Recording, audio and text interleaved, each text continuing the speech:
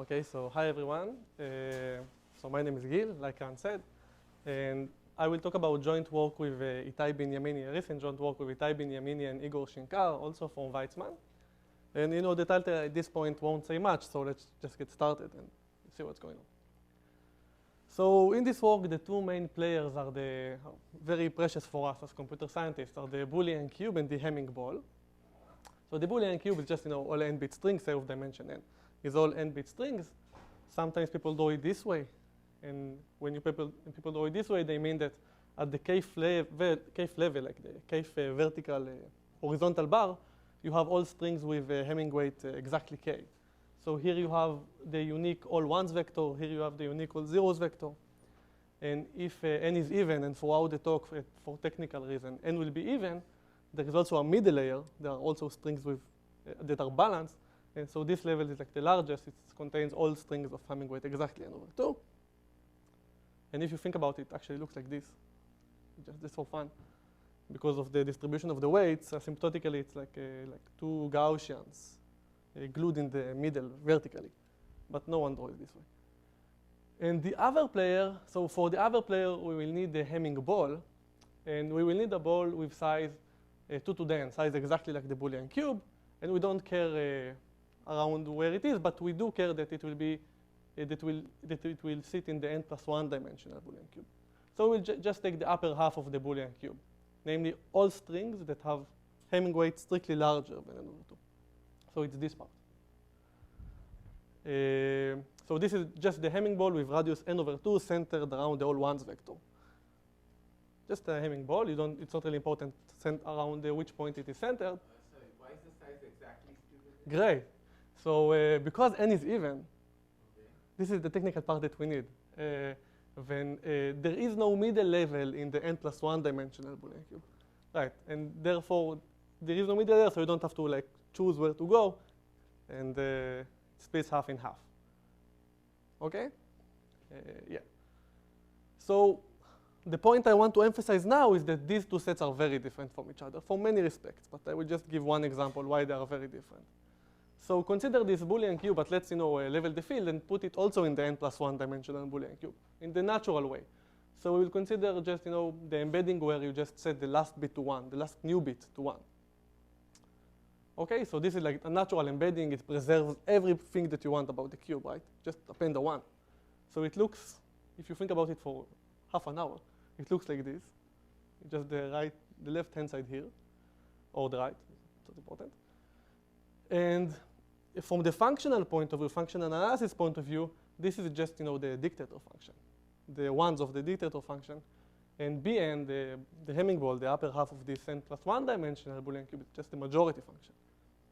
And here it's kind of makes sense to require n being even for this particular example. When you say that it's a dictator function, the ones. Right. It's like the ones of the dictator, and this is the one of the majority function. Yeah.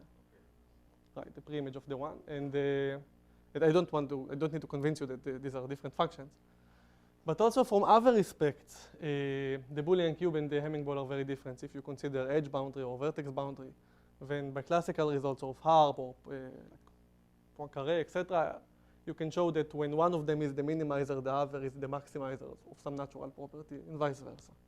So I'm trying to sell the point that these sets are very different. This is what I'm trying to do at this point. And here everything is symmetric, and here you have this boundary. You can't fall, and most vertices are here. It seems very different from this set. This is what I'm trying to say. And motivated by this different structure and by problems in circuit lower bounds, Immanuel Viola and Shachar Lovett and Immanuel Viola a couple of years ago asked the following question. They said, well, these two sets are the same size. We make sure that this will be true because n is even. And so there are bijections between them, right? You can transform point from one to the other, but they said, this bijection cannot respect the distances. Right? They said they raised the following natural open problem. Prove that any bijection that takes n input bits and produce n+1 bits with Hamming weight strictly larger than 1 over 2, every such bijection doesn't respect distances in the following sense. If you take a random edge, so this is the way I define an edge. If you take a random edge then its two endpoints mapped, the map of these two endpoints by f will kind of drift apart. The distance between them will be large. So for applications, they needed it to be super polylogarithmic, but it's not really important. So a random edge in the Boolean cube, the endpoint should be mapped to distant apart vertices. And it makes kind of sense because it's very different structure. You have a lot, so returning back to the Boolean, to the Hamming ball, you have this surface here. And all of these vertices, for example, have just half of the neighbors of what they should have had. So it seems you need to squeeze this thing to this thing in a way, and no matter how you will do it, it seems that you cannot squeeze it to preserve the distances between them. I hope this is intuitively, it makes some sense. But just to make sure that we understand the problem, this is the motivation. To make sure we understand the problem, let's look at a naive upper bound, just something to do, right? Take some function that seems kind of easy to get and see what's the so we call this the average distortion or average stretch. So we see what's the average stretch of this thing. So of course, naively, n plus 1 is an upper bound, right? Because you don't have more than n plus 1. But here is like the first example one would think, I think. So you get n bit strings, and you want to produce n plus 1 bits with Hamming weight strictly larger than n over 2. So one thing, and you care about like the weight. So one thing you do is, if x is already good in the sense that it has enough weight, just append a 0. Don't win anything up. And if this is not the case, then negate every bit. Just flip x and append a 1. So first of all, the image of f is indeed into Bn because so this is clear in this case, and in this case, since you flip the string, if it has weight strictly smaller or equal to n over 2, now it will have weight larger or equal to n over 2, and this extra 1 will make sure that you're above the equator, above the n over 2. So this is into f, and it's invertible because you can see the last bit and figure out what you should do. So it's indeed a bijection. And the average stretch is better than n, is square root of n. And the reason is, well, if you take an edge that its two endpoints are on the top or on the bottom half of the Boolean cube, then it will be mapped to an edge, which is great. So in this case, it's very clear, right? An edge will be mapped to an edge, but also in this case, because flipping an edge keeps the edge. So most edges contributes 1 to the average stretch, to the expectation here. But if it happened to be the case that one endpoint has weight n over 2 and the other has weight n over 2 plus 1, then the flip of the one thing will take them far apart, n apart, or n plus 1, n apart. And since 1 over square root n of the fraction of edges are of this type, the total average stretch will be square root of n. This is a very naive question. So suppose I have two graphs on n vertices, Mm-hmm. and I want to know what's the best embedding for this for graph G to graph H, which minimizes the average distortion. Is there a general technology to answer this? So it's like a huge body of research focused about that, and there are good surveys, one of Nati Lineal and others. But there are many things known, and the intersection. It's like it's a field. So I'm new to this. It's not what I usually do. So I don't swim on these things. But it's kind of a big field, and a lot of cool stuff are known.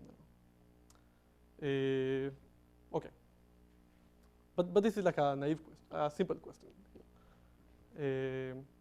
Okay, so after you think about it for a while, it seems that this is the best you can do. I mean, I'm a bit misleading here, but it seems like, because whatever you try to do, you ruin out something else. You try and try, this is what you get. But if you think enough, you get better. So actually, the main result of this work is a strong negative answer to this problem. Namely, we showed that there exists some bijection psi that gets n bits and outputs n plus 1 bits with Hamming weight strictly larger than n over 2, just Bn. And even in the worst case, it preserves the distances.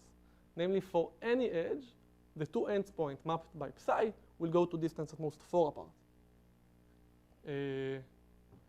And even the inverse has this property. So even if you consider psi, it's a bijection. So you consider psi inverse, take an edge in the Boolean, in the Hamming ball, sorry, it will be mapped, the endpoint will be mapped to distance most 5 apart in the Boolean cube.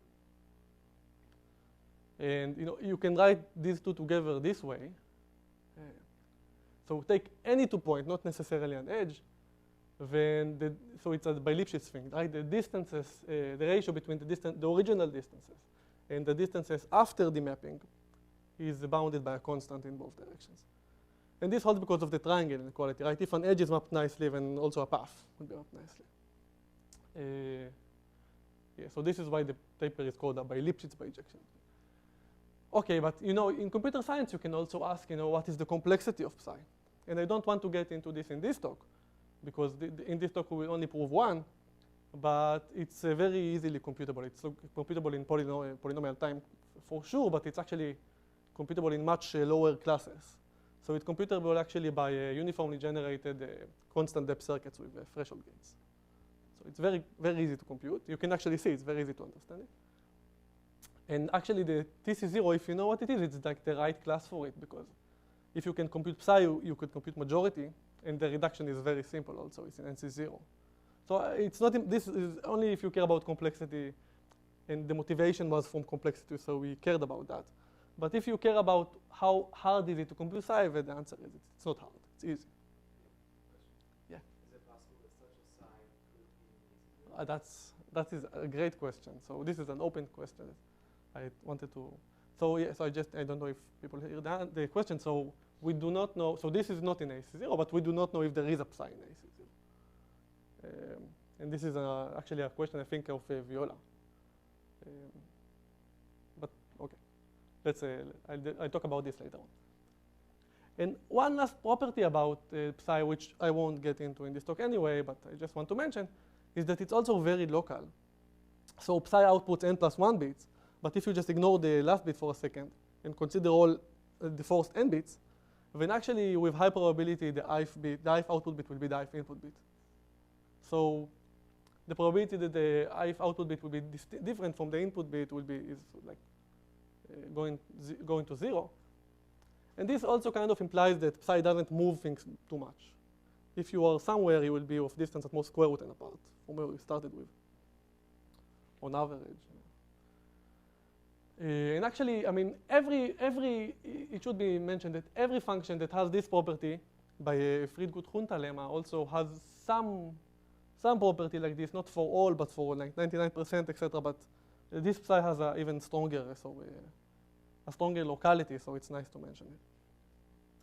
Okay. So these two came from the motivation. It may not be clear why we care about this, but they care about the locality and the complexity, so we also mentioned that.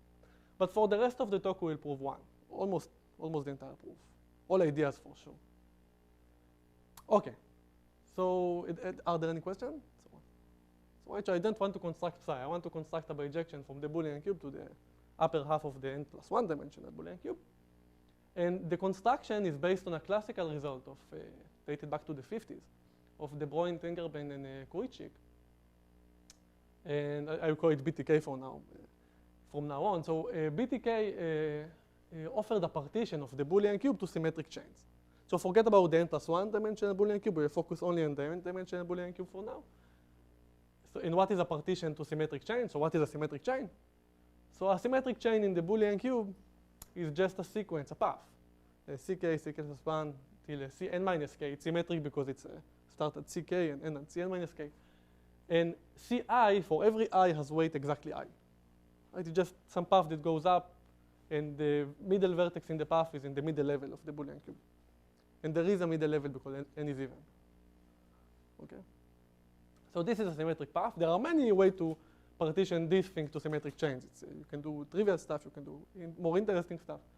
And this is so in this work was actually, it wasn't a paper per se. It was like a math Olympic of some sort. And is there any requirement from this? No. Should there be edges, or should it be, I mean, CK and CK+1? Ah, yeah, it's a path. Yeah, it's an edge. Sorry. Oh, sorry. Yeah. In what way is symmetric again? Yeah, okay, so again, so this is a path in the sense that the Hamming distance between CK and CK+1 forever is 1. Yeah, I think of it as a graph, as the graph. And it's symmetric only in the sense that the middle layer in the path, the middle vertex in the path is in the middle level of the Boolean cube. So you have, it's sort of a very strong type of symmetry, but this is the common name, so I just use it. I'll show an example in a second, so that may be clear. So this was actually not exactly a paper. It was something from Math Olympic, and I think that the Bruijn was like the advisor or something. And they didn't care about this. They care about something from number theory. But people understood what they did in this notation. And actually, the original partition was inductive. But I will describe an algorithmic one. So you will give me x, for example, this x, n-bit string for n equal 8. And I will tell you in which chain x sits and where in the chain. Okay, so this will be a partition of 0, 1 to the n. You give me x, I tell you what the chain that contains x. And where x sits in the partition, in the chain. And the algorithm is very, very simple. It's very nice. And it's actually the natural thing if you think about it for some time. So it's an iterative algorithm. And at each step, on each iteration, you search for a 1-0 pair. You want something symmetric. So you search for a 1-0 pair, a consecutive 1-0 pair. So here we have two options, either this or this. And it's not important who you pick. And it's very important that it's not important who you pick. It's clear, it's very important. So let's say we pick this one.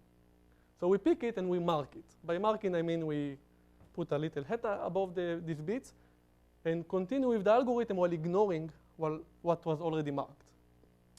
So now we have, because we ignore these two bits, now we have these options, but also this option that was uncovered because of what we did. So maybe we choose this one first. And now we choose this one, and at some point we will halt. And when we will halt, all the unmarked bits are like monotone, right? Increasing.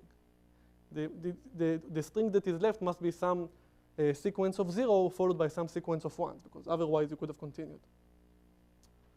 Okay, so what is the name of the chain that contains x? It's like, its name is like over a free size alphabet. It's 1, 0, and empty slot. This is the way we describe the chain.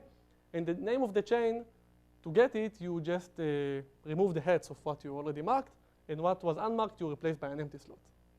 So the name of this chain is 1, 0, empty slot, 1, 1, 0, 0, empty slot. Right, because I just removed these two. And the elements, the vertices in this chain are all, it's like the natural finger, all the strings that you can get by completing the empty slots with a monotone sequence. So in this case, you can complete it with 0, 0 at the bottom, 0, 1, which is what we started with actually, and 1, 1. You don't have 1, 0, but 1, 1. Okay? So if in general, if you have k empty slots, you have like chain of length k plus 1.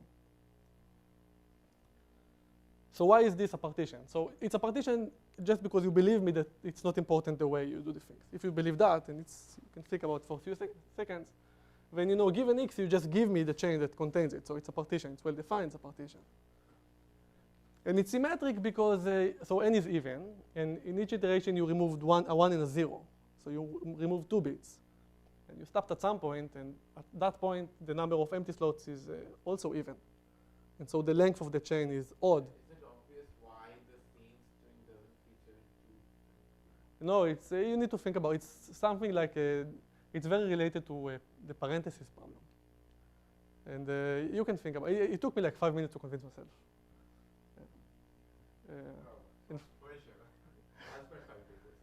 No, but that's why I say believe me, because yeah. I don't know, everyone sees it differently. Igor saw it one way, I see it another way. So, but there are these 2 ways. One of them must be true. Actually, this was an exercise in the book. So this algorithmic approach for the partition is not I mean, everyone know, every combinatorics know this thing, but they actually think of it usually as an inductive thing, and not the way I presented. And this algorithm is actually exercise, I think, 6.6 in a first course in combinatorics. And we needed to solve the exercise to make sure that it's okay. But it's okay. Okay, so we said that the number of empty slots must be even because you started with even number of bits and removed 2 at a time. And therefore, the length of the chain, which is just 1 more of the number of empty slots, is odd. And moreover, like the name of the chain without the empty slot is balanced because you removed 1 and a 0 at each time. And since you have the same number, the uneven number of empty slots, you can fill it also with a balanced string. So it's really around the middle. It's really symmetric. Okay, so what I'm trying to say now, it's really a symmetric partition. And I think that the best way to understand it is to see it for some n. So 6 is too much, 2 is trivial, so n equals 4 is the best way to see. You need an even n. So this is the PTK partition for n equals 4. So, for example, if you run the algorithm on the old 0 string, there's nothing to mark. So you will get just 4 empty slots. And when you fill them, you will fill them with all monotone strings. So you have 5 of them. And this is the lengthy string there. There will always be this lengthy string, right? For every n. But if you take, for example, a 1, 0, 0, 0, the 1 and the 0 will be marked. So the chain's name will be 1, 0, empty slot, empty slot. So you will fill it with 0, 0, 0, 1, and 1, 1. And there are small, but some number of chains that are of size 1. This is what happens when you kill everything, right? You just mark everything. For example, in the 1, 1, 0, 0 case, you first mark this and then mark this, and that's it.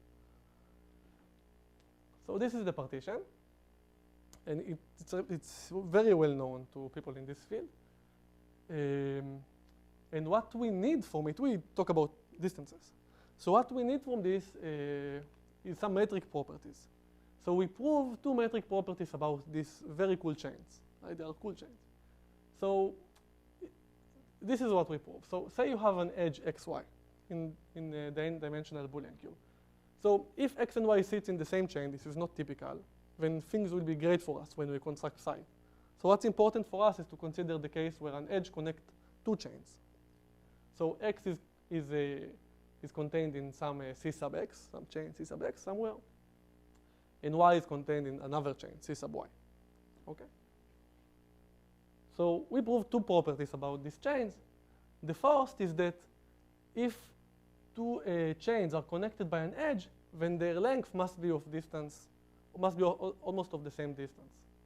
The difference between the length is at most constant. It's actually 2. So this cannot happen. You can't have it has to be like this. Okay? And we will prove this in a second, actually. And that's really not enough for us. I mean, you need to think what psi is. I think of psi in my head, so that's not enough for psi. But the other thing that we prove is the following. We prove that they cannot drift apart in the sense that if they are connected by an edge, then if you consider the ith vertex from the top in C of x and the ith vertex from the top of C of y, then they are close to each other. They cannot go apart. So it's not like well defined because they don't have exactly the same length, but the ith distance from the top in C of x and the ith vertex from the top in C of y are close together. So these chains kind of run in parallel to each other. Once they are close in some point they're close all the way. Right? And this number is like 5 or 4. Actually, in the paper, we don't prove these 2 because we want so once we figure out the constant, we want to figure out the constant. So if you prove them separately, you get a different 7 or something. So it's not really what happens in the paper, but this is really what happens in the proof. So anyhow, we will prove 1 right now. And 2 is like roughly the same. Okay, so we prove that if 2 chains are connected by an edge at some point, they have roughly the same length. It doesn't hold for general partitioning, for example. So is this clear? I mean, okay. This is just for the partition you described. Right, just for it, yeah. And I mean, yeah. I mean, maybe it holds for others, but yeah. It doesn't seem likely that it will hold for a typical one. Okay, so here is the proof. It's very simple proof. So you give me an edge xy. So that means that there's only one coordinate in which they differ. So say it's the ith coordinate. So x is some substring s followed by a bit, the bit 0 followed by t, and y is the same thing but with a 1. So what we will do now is that we will run this BTK algorithm on both strings. And we will use the fact that the ordering of choosing the 1-0 pair is not important. We will take the advantage of that because we will first apply it for the left and right part. And this will give the same thing both for x and for y. And after that, we'll complete the marking state, this marking state. So when you mark s and t, so this is the marking of s. It's a weird encoding.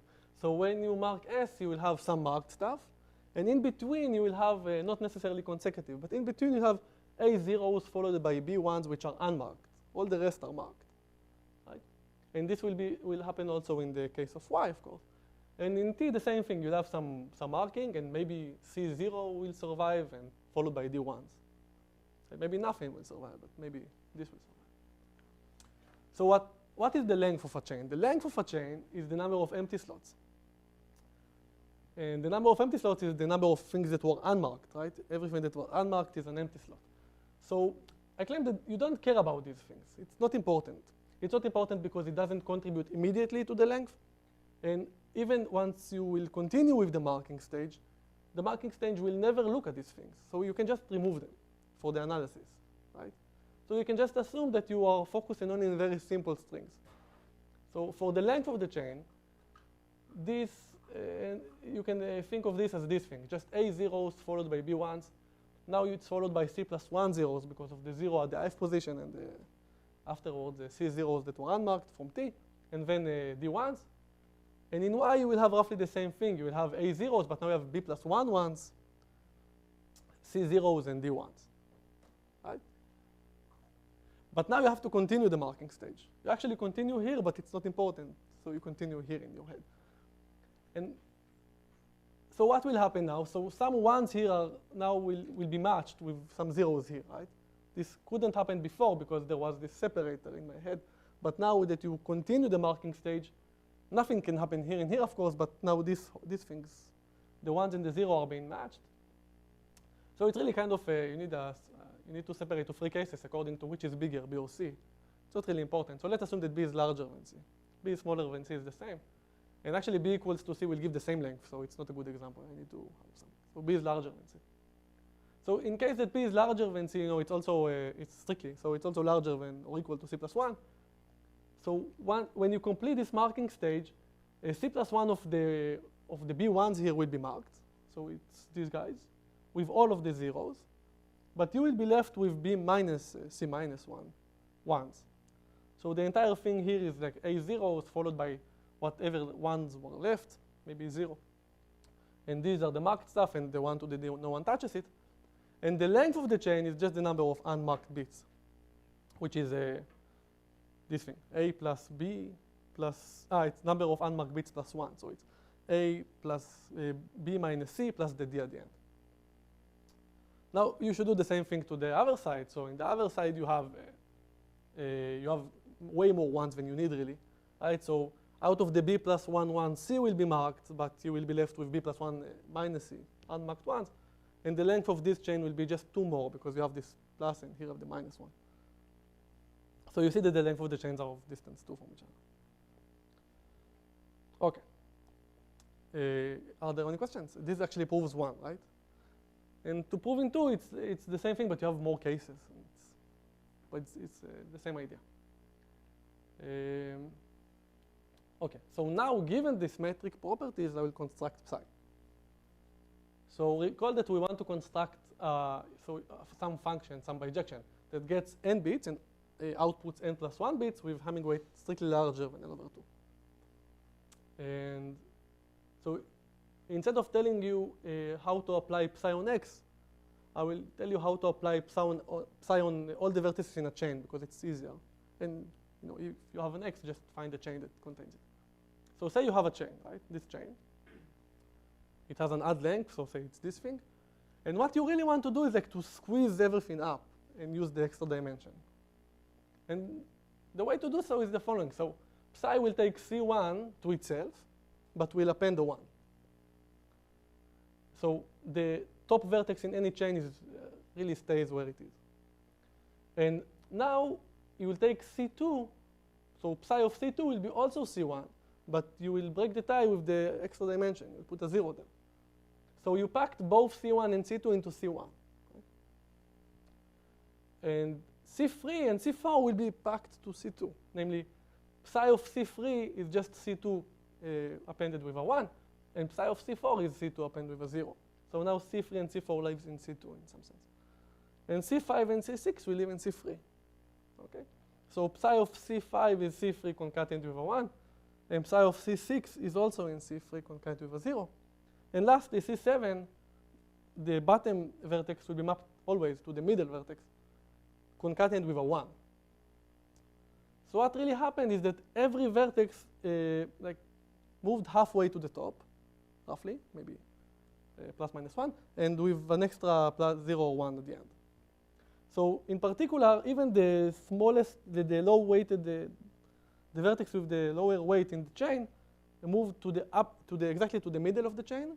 So it has weight n over 2, and since you append the 1, it actually goes above the equator. So the image of psi is indeed into Bn, and it's a bijection because in every chain you don't have collisions because of what we did, because of the 0 and the 1, and because it's a partition, you cannot have two things that go to the same thing, two x's in different chains that will go to the same thing, because we map the chain to itself in some sense, into itself. Okay, so this is a bijection, but we need to prove the metric property. So let's remove that for a second. So okay, so there are two cases. You have an edge. I want to show you that x and y doesn't move too much. So there are two cases. The one that is not typical and less interesting is what happens when xy is an edge in a chain. And in this case, it will be mapped to distance most 2 or something. Because, for example, C2 and C3. C2 is mapped to C1 with a 0, and C3 is mapped to C2 with a 1. It's the worst case. In general, an edge will be mapped either to the same vertex or to two consecutive vertices with an extra bit that may be different. But the more interesting case is what happens when x and y sits in different chains. And we said that if x and y is an edge, then the chains that contains it have the same length, roughly the same. Let's say it's the same length. And x and y also have almost the same weight. It's an edge, so it's really almost in the same place. And this thing maps x and y halfway to the top with a 0 or a 1 at the end. And since x and y are roughly in the same level and the chain's length are roughly the same thing, they will be mapped to distance. So x will be mapped to a vertex and y will be mapped to another vertex, and the distances from the top of the respective chains is roughly the same. And now, because of the other property, you know that these must be equal to each other. They can't drift apart. I mean, not exactly this, but more or less this. So this actually proves the claim. So, is it clear? Okay. So now I want to just state a kind of a weird corollary out of this. And this is that so this is like another thing. So I want to claim that the Hamming ball doesn't behave like I thought it is. Okay, this is certainly true. So I need to give one nice definition. So if you have a metric space, like just Bn or 0, 1 to the n, some set with distances, we call it a K Bi-Lipschitz transitive if for any two points in your metric space, strings, there is some bijection that like flips them, take x to y and y to x, and has this distance preserving property. Namely, for any two vertices z and w, the distances before and after the bijection, so f should be a bijection, so you should permute the vertices of M, take x to y, y to x, and it has the property that for every two vertices, the distances before and after the mapping is bounded by a constant. The ratio is bounded by a constant.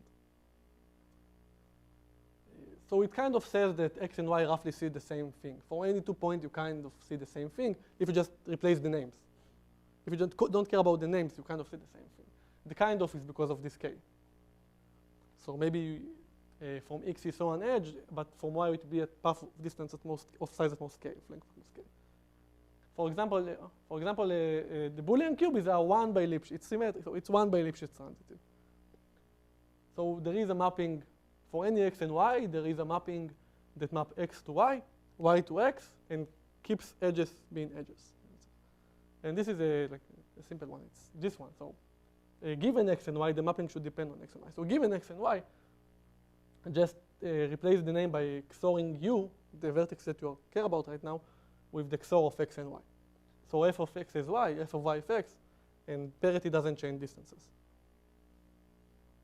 So okay, so this is very clear, but the thing is that Bn as a graph by itself, like just take all strings of length n plus 1, just to be with the same notation as before, but as a graph by itself. So you don't have the lower thing here anymore. Just this metric space is 20 Bi-Lipschitz transitive. 20 is like the 4 times 5 of course. And the reason is that So given x and y in Bn, you first move back to your comfort zone. You first move back to using psi inverse to the Boolean cube, and then apply what we saw a second ago, and then return back. When you return back and move back and forth, you just do the factor of 5 and then 4. And you should be a bit careful here because psi talked about Bn as a subset of a metric space, which is the n plus 1 dimension, a Boolean cube. But if you talk about this as a metric space by itself, the distances may be different. The distances in a metric space, and when you embed it in another space, may be different. But because it's convex, there is no way, if you want to consider the distance between 2 points with large Hamming weight, no reason to go below the equator, right? So it's a convex set. So the distances are preserved. And this was somewhat surprising for us. This holds.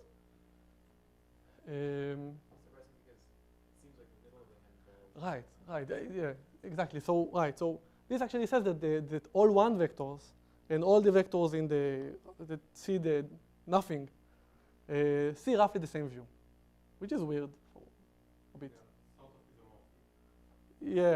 Yeah, up to this constant with respect to distances. Yeah, so actually we took that as an evidence of an error in proof. So we ran I wrote code, I didn't tell Itai and Igor, but I wrote some code to see that it works, and it actually gave the 4 and the 5. I was surprised that we didn't have a mistake. And after we published, someone else, I didn't say that I wrote the code, so someone else wrote a code and said, wow, that's cool, no assert came up. So he has an assert when he sees a. Okay, so this is actually all, but now I want to present many open problems, because there are many open problems in this thing. And I think so it could be the case that some of them are too easy. We thought about them for a while, not too much, but I don't think so. I think they're good questions. So the first is like the trivial one, are the 4 and 5 optimal? And I actually have some partial thing about it. So we know how to improve the 4 to 3. So the 4 is not optimal in the sense that there is a bijection from 0, 1 to the Hamming ball, but it has a maximum stretch of 3, but the maximum stretch of the inverse is unbounded, is n or square root of n, I don't remember. But its average stretch is 2, so it's not that bad. So maximum stretch 3 in one direction and average stretch 2 in the other. And I think here it's also 2 in both directions when you consider average stretch, I'm not sure. So we don't know, we think it's interesting. We're trying to figure out where this came from, and in a second I will tell you what I mean. So what are these numbers? And an easier question also is the 20 optimal? Maybe it's easier to improve that. Of course, this will imply this, but maybe it's easier. But the more interesting question, I think, is the following. So if we'll switch to plus minus 1 notation, not 0, 1, then what we showed is the bijection psi from this set. This is just the way to write dictator when you're in plus minus 1 notation, right? You just want xn plus 1 to be larger than 0. So this is a threshold function or a balanced half space, right? And this is the majority function in these terms. It's just the threshold, like this threshold function or the standard half space, a regular half space. And we showed the bijection from this half space to this half space. And they seem to be like the worst half spaces, like ever, far apart. So the case is, can you generalize this to any 2 half spaces? Or it would be enough to do just one because you can just concatenate them. So is it true that for any threshold function, so for any choice of a1 till n plus 1 in the reals, there is a bijection psi a from from this subspace to this half space. Sorry, from this half space to this half space. But you are still talking about plus minus 1, so you're not allowing the x's to be real numbers. Yeah, the x's are plus minus 1s. Yeah. Do you know something about the case that the x's are real numbers? That there are? That the x's are real numbers? No, I don't know. I don't know. What do you mean by x's being real numbers? No, I just take I don't know, Gaussian. Then they're the same, then they're exactly the same. Oh. It's even worse, I guess. Right. Right. But even it's easier question where you bound the AIs to be like regular or not too far from each other. This is the reason that I think that this might be true, that we think that this might be true is that the whole weight of this linear function is here, and here it's spread around. And if you take something in the middle, it should be easier in but we don't know. We think it will be nice to prove, and it actually has an application. So let me forget about this. So the application is okay, so there is a work of Morris and Sinclair 10 years ago about the f-betas of counting solution of knapsacks. And it seems that if you translate what they do to this language, this will help this. This will help to improve this result, I think. I'm not sure. The quantitatively, but I'm not sure what exactly. I don't want to get into that because it's just application. And it's actually, if you do that, then you should talk to us because it's not clear that maybe you should prove something more specific in order for this to work. But anyhow, it has some flavor of an application to computer science. And this is a great paper. And anyhow, one possible way to do it is to generalize the BTK chains. Currently, they are symmetrized around the middle or the equator, but maybe you can generalize them to be around this threshold function being 0. Okay. So, yeah, and this is a bit, this is a very easy question that we don't know how to solve. So it's a bit embarrassing. But, currently we show that if you take the majority, the upper half of the n plus 1 dimensional Boolean cube, then there is a bijection from 0, 1 to the end to it that preserves distances. But just find me one, even not explicitly, just one subset of density half in the n plus 1 dimensional Boolean cube, such that this doesn't hold. There is no bijection from 0n to that set that has a constant average stretch. If you want constant maximum stretch, it's very easy. You just take the upper half and take 1 point and put it at the bottom, and then you have like a max stretch. But if you want an average stretch, the best we can do is 2. We can just take the set A that is really a code. You take just the set where the sum of the xi's is 0. So the distance between 2 points is 2. And so the stretch will be 2. But it's not fair, it's just 2. So we want something with average stretch larger than 2. So I assume that random. Yeah. So great. So if you're asking about a random set, so ignore that for a second because this is what you mentioned. We believe that a random set won't do because you can apply some greedy algorithm. So you start, so you get and you need to prove this, and we were lazy, but it seemed true because you take a point with n bits. Now you put a 0 or 1 at the end at random. Okay, so you do that to all points. And if a point landed with no collisions at a point in your set, which is a random set, so this will happen with some nice probability, then you stay there. And if there are no collisions, you stay there. The one that has collisions need to continue doing this path, this walk. And it seems that if it's very well balanced, this is what happens when A is random, then you should stop at a constant time. But so Itai is quite convinced that this is true, but it's hard to prove it because of so many forgot the word for that. Dependencies. Thank you. So too many dependencies to work with. But some analog results for this holds for not for the Boolean cube. So it seems plausible that this is true. This should be proven. I think it's nice. But if you want a set, we have a candidate for a set that actually a set A of density half in the n plus 1 dimensional Boolean cube. That actually we believe that there is no bijection from 0, 1 to n to 8. And so the problem here was that everything was scattered. It was random. So what you really need is you need the kind of majority. You need something monotone because you want the ones to be far apart from the zeros in general. But you also want it to be quite fractal, right? So you don't want a nice line that cuts it. You need to think of, I think of it as like tunnels. You want to make sure that there are enough like small tunnels that if you will fit ones there, you will not be able to fit too many. So okay, so if you take, for example, the recursive majority of 3, then in what I'm trying to say is that, for example, it has like zeros with high weight and 1 with low weights. So it seems very fractal there. And it seems that if you will try to put the vertices here in these points, there won't be enough room for them. They will have to go up. I can try to do it, but I don't know. We couldn't prove it. Okay. So last question, there are more questions, but last question that Goldreich suggested, that Goldreich, I haven't thought about it enough, but is this true that, okay, so it's kind of, is it true that for any two sets in 0, 1 to the n of density, say half, let's fix us for half, there are two subsets of density half inside them. And most of them, or significant part of them, do have Bi-Lipschitz bijection between them. You need to think about why, okay, so this is a problem that is slightly harder to digest, but it seems very reasonable that this should be false for me. Okay, so thank you for your attention.